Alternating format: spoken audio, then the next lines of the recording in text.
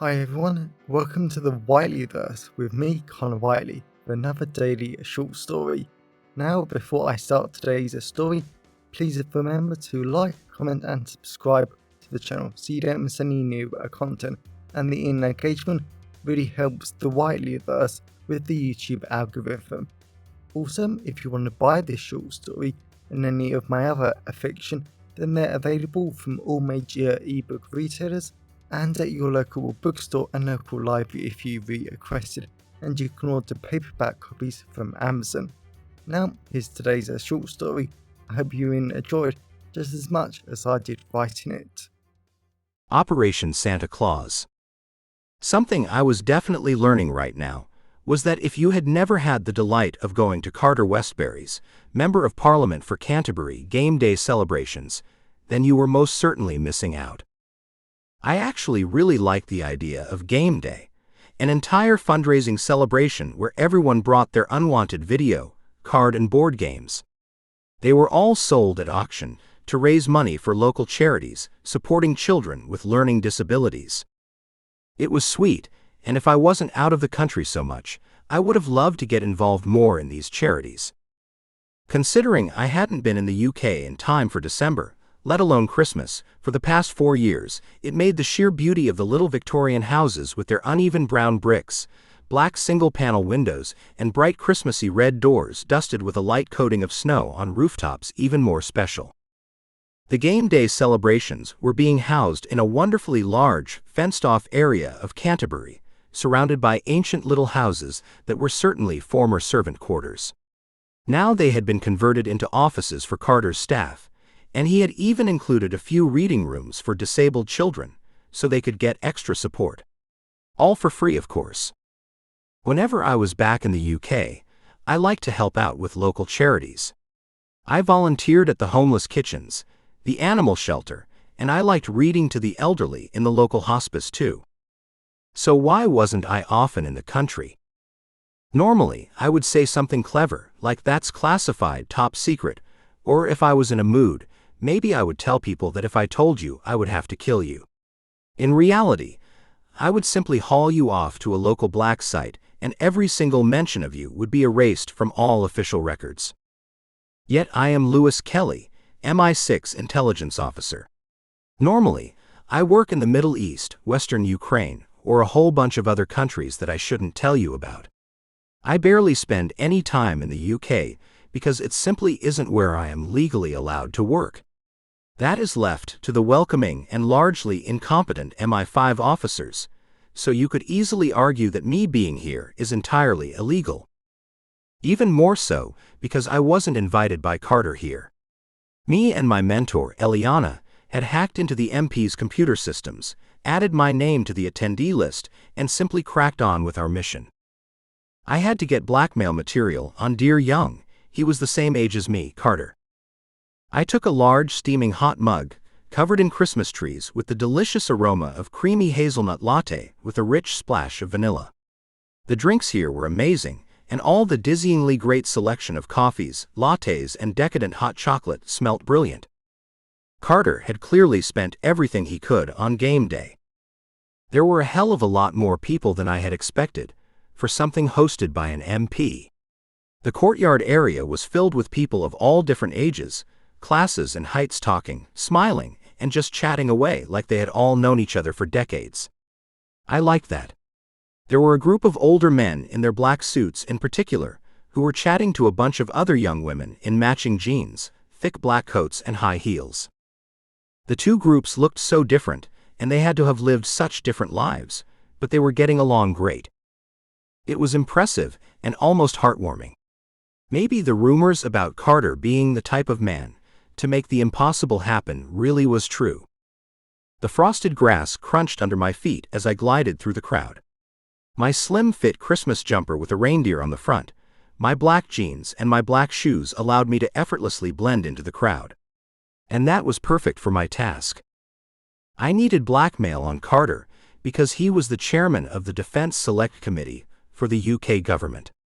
He was in charge of the UK Armed Forces expenditure, effectiveness, and everything else that I normally left to the fools at MI5. And I needed Carter to pressure the army to activate Operation Santa Claus so my brother Aaron could return for Christmas. It was a very old operational plan that the Ministry of Defense had come up with during the Cold War. Largely based on the American idea of helping to get their millions of troops scattered all over the globe after the Nazi surrender in 1945. Operation Magic Carpet was too slow, so Operation Santa Claus was meant to bring back their troops faster in time for Christmas. Aaron had been abandoned by the UK government on the Falkland Islands because of fears Argentina were going to invade yet again. But that meant Aaron, my sweet protective little brother who just wanted to see me, his girlfriend, and our dying mother one last time, was trapped thousands of miles away. I had to bring him home for Christmas. And Carter was how I was going to do exactly that. "Is Carter here yet?" I asked as quietly as I could, knowing the small clear earpiece in my left ear would be able to pick up anything I said. Static filled the line a little, and then Eliana's soft, velvety voice cracked to life. "Affirmative. He just entered through the eastern entrance 2 minutes ago. He's meeting his chief of staff, head of security, and 2 others." I took a sip of the perfectly sweet and bitter hazelnut latte, and that splash of vanilla really added an extra layer to the drink. Hell, I would stay in the UK just for these drinks alone.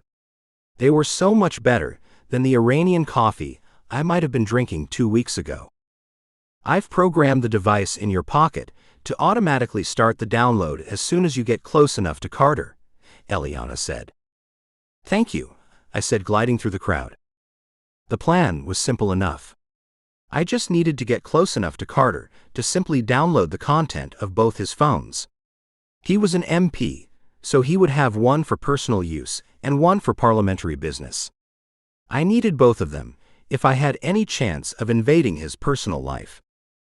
And considering he was a high-priced target for Russia, China, and the Axis of Resistance, I didn't doubt there would be something on his phones that could help me.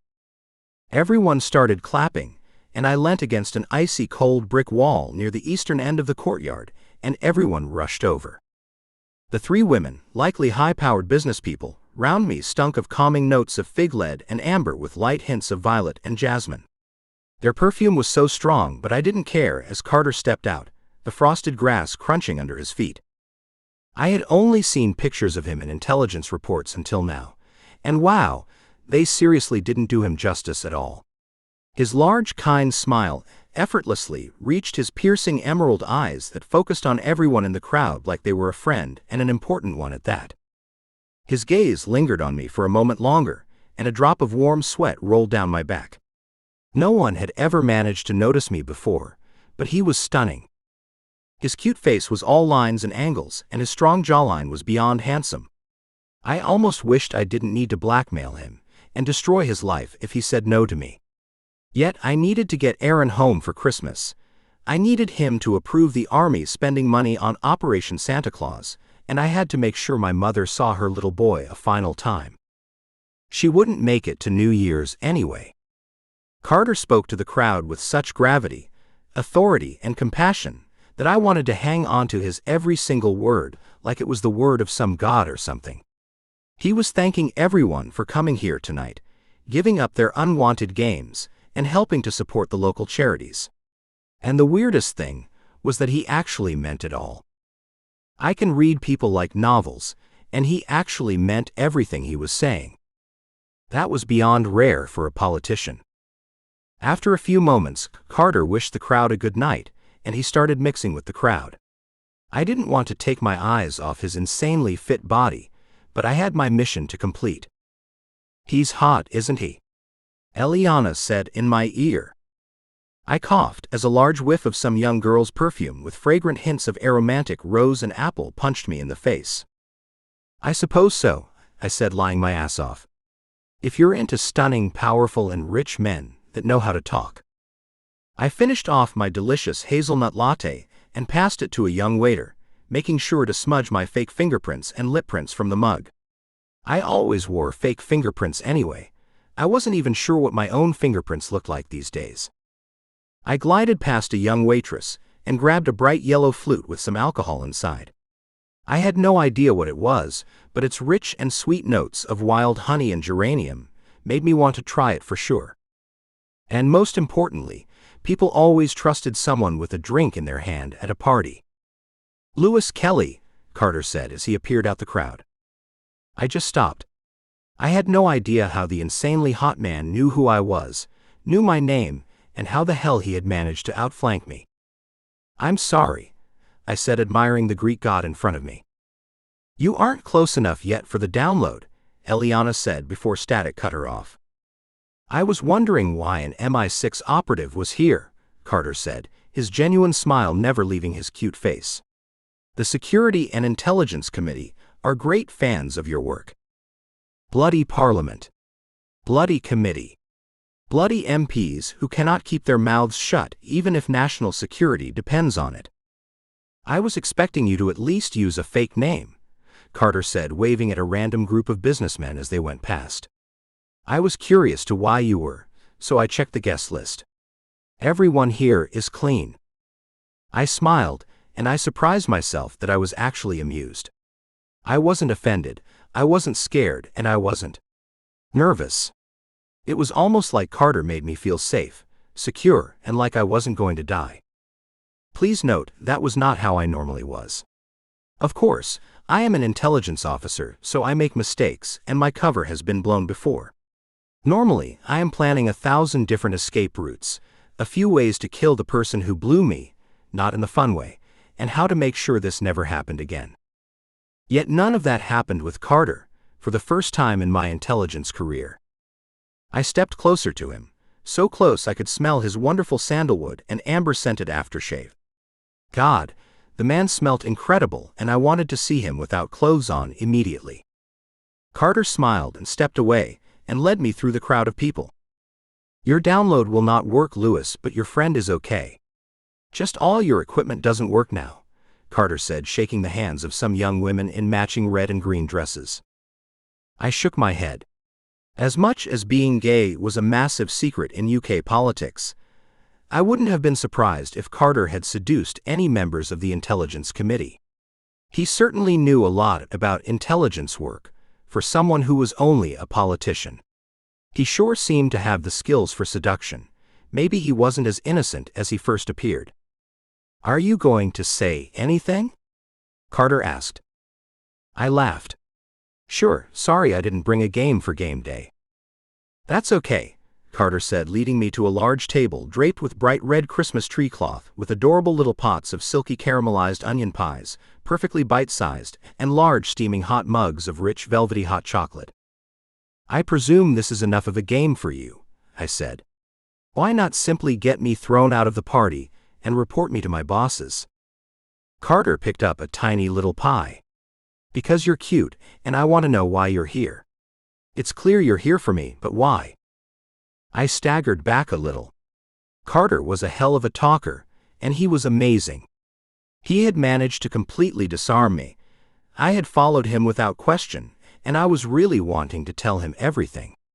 This was the last thing I was like in normal intelligence operations. I was so reserved, so careful, and I never would have followed him. There could have been 20 guys with guns behind me, and I never would have known. That was exactly how much and how badly I was falling for Carter. He was so cute, handsome, and his eyes were unreal. "Fine," I said. "I'll be truthful. I need you to pressure the army to activate Operation Santa Claus." Carter almost choked on the bite-sized pie. "I need you to bring back Alpha-8 Squad off special assignment in the Falkland Islands just for a single month.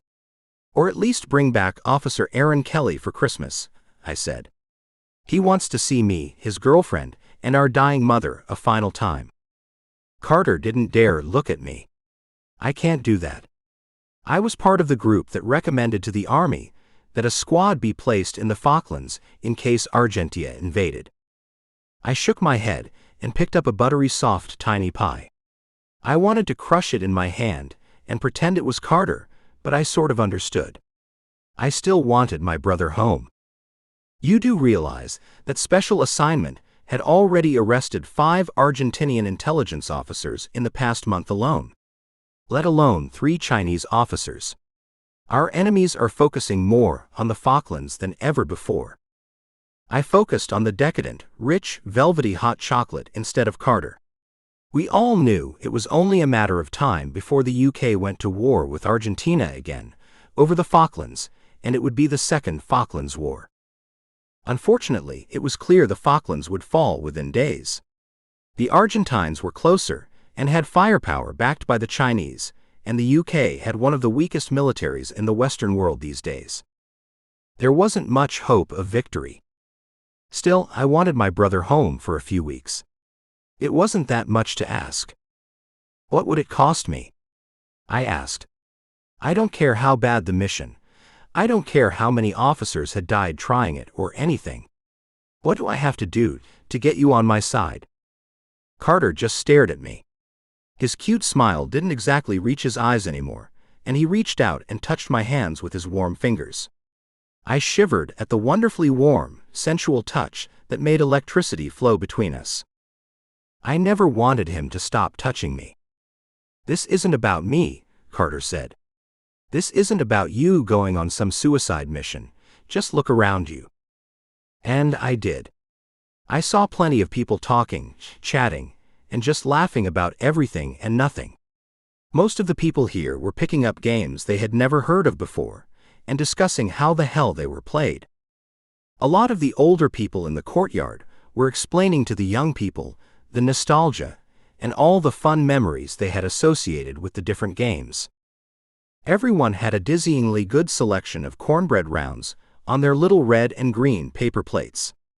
I had noticed them earlier and really wanted to try them. Some of them were properly tart with buttermilk. Other rounds were filled with glossy red tomatoes, and others were piled high with whipped-up maple syrup that served as a great frosting. Then I laughed and noticed how everyone here was just being joyful, happy, and they were experiencing game day for what it was meant to be about. Getting people talking, celebrating, and giving money to a good cause. If I withdraw the squad on special assignment in Argentina, Carter said, gesturing to the crowd around us, imagine what will happen. It increases the chance of a war starting, and you know the UK doesn't have a strong enough military. So everyone will have to be conscripted, and it means all the young men and women here will be transported to a country and continent they have only ever heard whispers of, I said. Carter gently rubbed my hands in his. But I might be able to pull a single string if you agree to go to Argentina in the new year. I hugged him, and I flat out loved the delightful feeling of his warm body against mine. The sweet aroma of his sandalwood and amber aftershave became even stronger, and I shivered in utter pleasure as he ran his fingers gently over my back. Sure, I'll happily agree to that, I said. On one condition. Name it. Are you single and have any plans for New Year's? I asked, not intending to do that in the slightest. Parliament is out on recess for Christmas, so nope, not really. I was going to have a quiet night in myself before the political chaos of the new year starts. Care to join me? I also normally go round Canterbury, giving leftovers to the homeless that night. I hugged him again, and I didn't even care when people made comments around us. He had to be one of the kindest, most sincere, and loveliest politicians I had ever met, and I had a feeling that this wasn't the end of me and Carter. Sure, an intelligence officer and a politician, it didn't exactly sound natural or right or even sensible, but after Carter spent a solid hour on the phone getting Operation Santa Claus for Aaron approved, I knew he was special. For the next few hours, we both went round walking, hand in hand, admiring all the stunning selection of food and drink on offer, including the adorable copper pots, steaming away with Christmas-spiced pear cider, towers of rich hot chocolate, and the most intense bittersweet coffee I had ever had the pleasure of tasting. Even the dessert table was impressive as hell with its irresistibly thick slabs of intoxicatingly rich Christmas cake, crumbly buttery mince pies, and vivid orange segments dipped in dark chocolate. I had never laughed so much in my life from all the various political, charity, and homeless conversations I had had, because there were some amazing people in Carter's life, and he was an amazing man. He had raised tens of thousands for the local charities through game day, and every single card, video, and board game found a loving new owner because of tonight. Something I was surprisingly glad about. And as me and Carter spent the night together, talking, laughing, and making out like no tomorrow, God, the man could kiss and his lips tasted divine, I had a tiny feeling that the new year wouldn't be the end of us. It would only be the beginning. Something I was very, very happy about, even if Eliana wasn't going to be impressed that her equipment had been silenced. Maybe this intelligence operation had been my gift from Santa Claus. My sweet little brother was coming home for Christmas, my mother would see both of us a final time, and well, as for me, I had an exciting, kind, and sensational new boyfriend. If that wasn't the perfect gift from Santa, then I certainly didn't want to find out what was. Welcome back everyone, it's me again, Connor Whiteley. So I really hope that you enjoyed today's story, because I flat out love writing, creating stories and sharing them with you. If you really enjoyed today's story, then please remember to like, comment and subscribe to the channel so you don't miss any new content, and the internet engagement really helps the Whiteleyverse with the YouTube algorithms. And if you want to buy this short story or any of my other fiction, then they're available from all major ebook retailers, and you can get them from your local library if you requested, and you can order the paperback copies from Amazon, your local bookstore or local library if you request it. Lastly, if you want to support the channel or on a one-off basis, then you can now buy me a coffee at buymeacoffee.com/Connor Whiteley. Also, if you know anyone who would enjoy today's story, then please share it with them. I'm always really grateful when you wonderful people help spread the word about the channel. So, thanks for watching the Whiteleyverse, and I'll see you again soon. Have a great day, everyone.